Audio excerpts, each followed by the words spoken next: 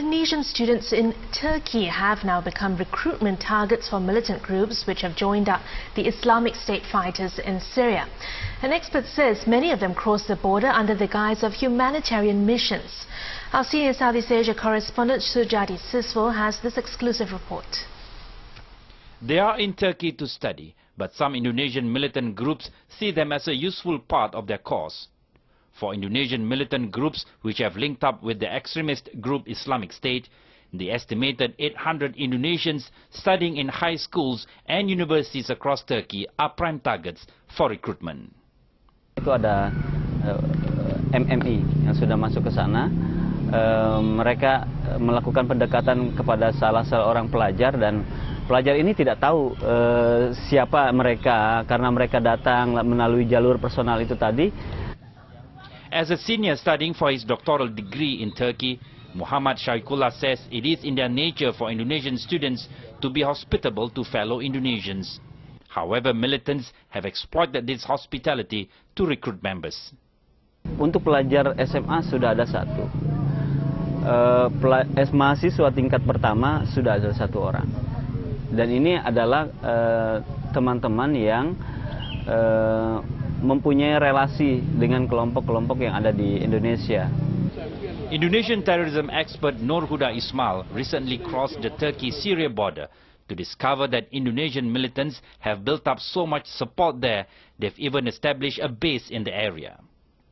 They are not only made a contact, but they managed to build a safe house there. So where they can host Indonesian or Southeast Asian who actually travel to the border of Syria, and then they can stay there for 1 or 2 days before actually going inside the border of Syria with the help from fighter inside. And he says most Indonesian militants cross the border under the guise of humanitarian missions. Some of them use this as a vehicles to actually take fighters to go inside. If you look at all the Indonesian humanitarian work who travel, let's say 10, but come back only 4, 6, come back only 3. So there's this kind of pattern that we have to really look at seriously, The Indonesian government believes currently there are around 50 Indonesians fighting alongside the Islamic State militants in Syria and Iraq. But sources close to the groups tell me the number is at least 3 times more. Some of them have returned home. Most are still there. There are also those who have simply perished. One draw for Indonesians to fight in Syria and Iraq is that the Islamic State is said to take care of their financial needs. An interesting case when he told me he borrowed the money from his family to travel there. But when he arrived in ISIS, he got the money. He got paid $250 per month. Earning $250 for Indonesian is something. So the allure to go there also has to do with economic reasons.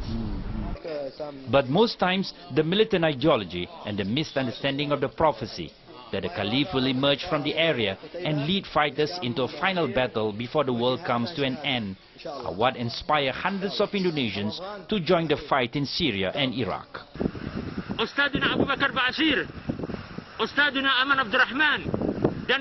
Sujati Siswal, Channel NewsAsia, Jakarta.